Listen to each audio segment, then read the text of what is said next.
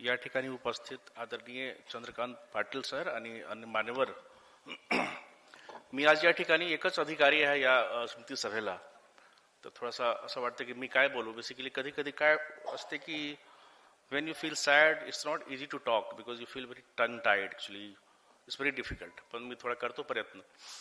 मी महाराष्ट्र काडरचा अधिकारी आहे आणि मी 4 वर्ष बीडमध्ये कलेक्टर होतो. सर्वात जास्त जो बीड आपल्यासाठी माहिती आहे की बीड एक अवघड जिल्हा आहे असं लोक म्हणतात, मी म्हणत नाही असं.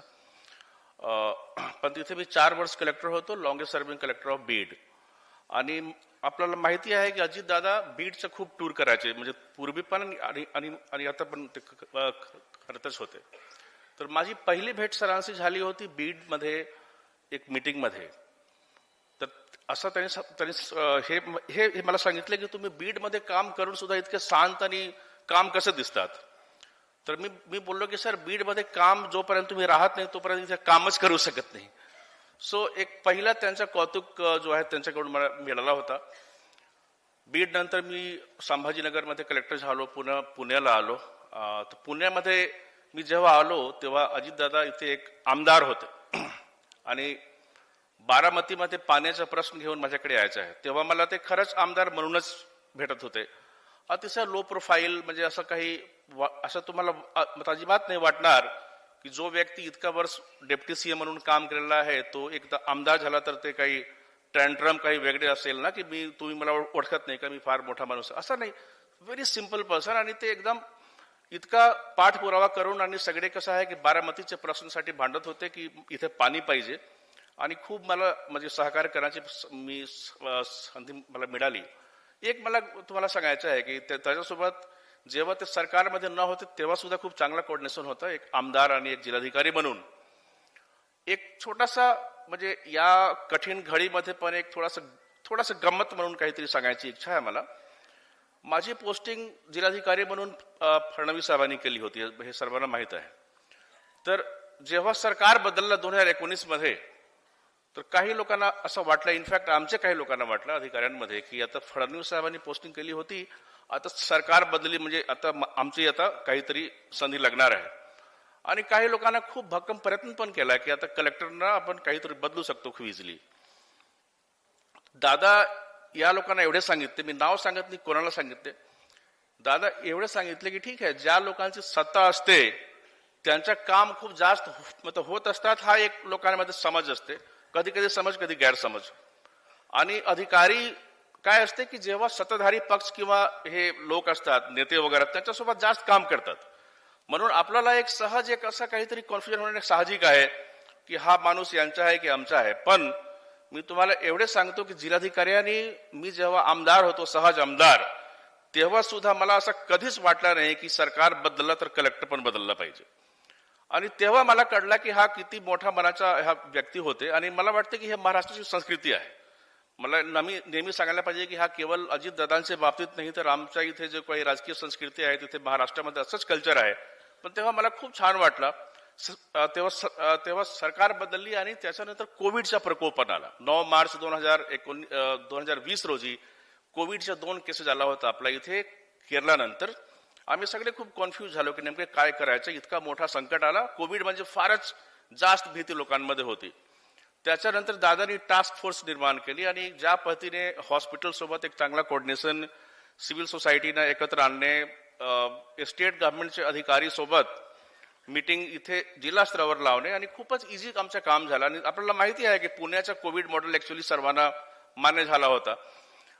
त्याच्यासोबत वेगवेगळे प्रोजेक्ट असेल आपल्या, हे सगळे तुकाराम ज्ञानेश्वर पालखी मार्ग असेल किंवा आपले राष्ट्रीय महामार्गचे जे काही प्रकल्प असेल, आणि खूप साऱ्या अशा गोष्टी दादांचा भक्कम पाठपुरावा होत होता नेहमी. आणि प्रत्येक वीकला 7 वाजता बैठक आमची सुरू व्हायची. आता आफ्टर फ्यू मंथ्स माझी पोस्टिंग झाली पंतप्रधान कार्यालयाला. तर दादानी मला स्पष्टली सांगितलं की तुम्ही पीएमओ मध्ये गेले, ते एक IAS ऑफिसर म्हणून पीएमओ मध्ये पोस्टिंग होणे म्हणजे फार मोठी गोष्ट आहे, तुम्ही इथे या, तुमचं स्वागत करण्याची मला इच्छा आहे. आणि त्यांनी मला बोलावून स्पेशली माझं स्वागत केला होता. तो फोटो आज पण मी माझ्याकडे ठेवलेला आहे. बेसिकली खूप सारे आठवण आहे. ऍक्च्युली इथे एक स्पीकरनी असं काही सांगितलं की दादांच्या ब्युरोक्रेसीवर फार वर्चस्व होता. मला माफ करा, थोडासा ब्युरोक्रेसीवर वर्चस्व करणे अतिशय अवघड गोष्टी आणि ऍक्च्युली होत पण नाही.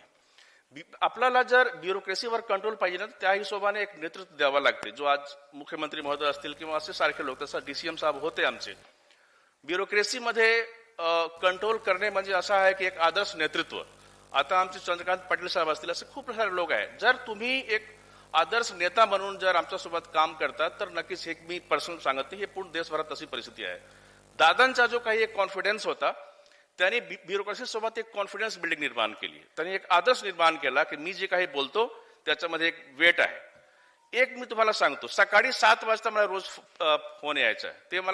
ते सांगतो म्हणजे पूर्वी बोलत होते की जिल्हाधिकारी माझं एक काम आहे, आणि आता सांगत होते की आयुक्त माझं एक काम आहे. तर हा जो सेंटेन्स आहे की माझं एक काम आहे, याच्यामध्ये काय आहे बेसिकली माझं एक काम ते स्वतःच्या कामासाठी कधी सांगत नव्हते. माझं एक काम म्हणजे एक नॉर्मल कार्यकर्त्यासाठी सांगत होते. तर हा एक फारच एक म्हणजे छोटासा गोष्टी आहे, तुम्ही लक्षात ठेवा तर त्याचा किती मोठा इम्पॅक्ट आहे. आणि एक गोष्टी असा आहे की मी तुम्हाला फोन केला, तुम्ही 100% तुम्ही प्रयत्न करा, काम जर असेल होत तर करा, नाही तर अजिबात टेन्शन घेऊ नका.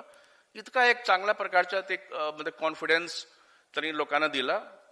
आता एक असं आहे की जो व्यक्ती दिसायला कधी कधी कडक दिसता, तो आतून फार सॉफ्ट असतो. तसा एक त्यांच्या पर्सनॅलिटीमध्ये हा एक नक्कीच गोष्टी मी सांगतो. एक फार मोठा लॉस आहे महाराष्ट्राला, आमच्या सर्वांच्या शहरासाठी, ब्युरोक्रेसीसाठी. सर्वात मोठा लॉस त्यांच्या फॅमिलीसाठी आहे. मी नक्कीच या ठिकाणी सांगू इच्छितो. पर्सनल अनुभव आहे, मला या ठिकाणी सांगण्याची इच्छा नाही, पण मला नक्कीच असं वाटतं की मी बोलू.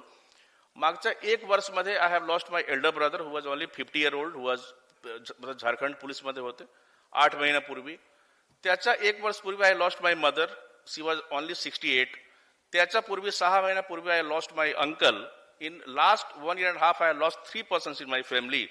तर मी एकदम समजू शकतो की जर आपल्याकडून जर कोणी आपला माणूस जात असेल तर काय फील होतो.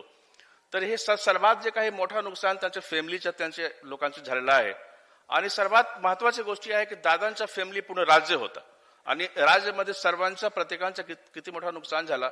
एक जे काही आमचा एक रोल आहे ऑफिसर आणि एक पॉलिटिशियन म्हणून, अतिशय स्ट्रेट फॉरवर्ड, अतिशय मनाचा साफ व्यक्ती, निर्बल निश्चल हृदय, अशी दादांची पहचान होती. मला वाटते की माझ्या करिअरमध्ये मी त्याच्यासोबत खूप दिवस काम केलं, हे नेहमी माझे आठवणीत राहणार आहे.